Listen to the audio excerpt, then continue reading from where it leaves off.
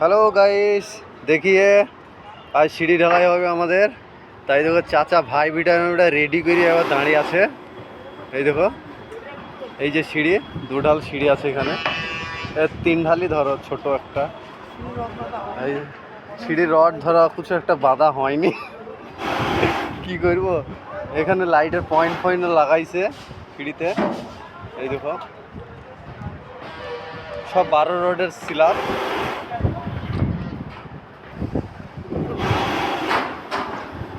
চাচা কিছু বুঝবা নাকি?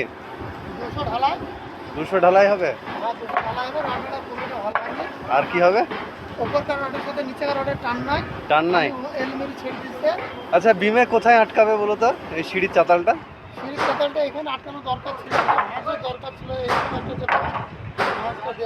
আর কলমের সাথে? হ্যাঁ, কলমের সাথে কোনো টাচিং নাই, কোনো রড নাই, সিঙ্গেল আছে। খালি বিমের উপরে নিচেকার নিটেলের সাথে একটা রেস্ট আছে। হ্যাঁ, এই হচ্ছে ব্যাপার। আর এই গাঁথনির উপরের তো রেস্ট আছেই, এটা তো হবেই, কোনো মানে নাই। এইবার আমাদেরকে সিঁড়িটা ঢালা হয়ে গেলে পরে ঢালকে দিতে হবে, সমান দিতে হবে, বাটা মেরে দিতে হবে।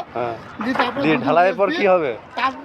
আজকে ঢালাইয়ের পরে ঢালাইটা করে দিয়ে 2 দিন পানি ফানি দিয়ে রেস্ট দিয়ে তারপরে এর দিকে গাঁথনি করে গান মেরে সাথে দিকে দিতে হবে। বাস এইটুকুই?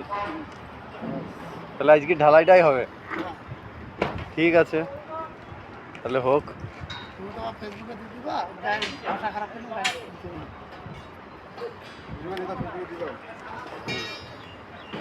তা চাচা, ওই একবার সাবস্ক্রাইব করার লেগে বলি দাও, ছেলেপিলিরা যেন রাজমিস্ত্রি লোকের একটু সাপোর্ট করে।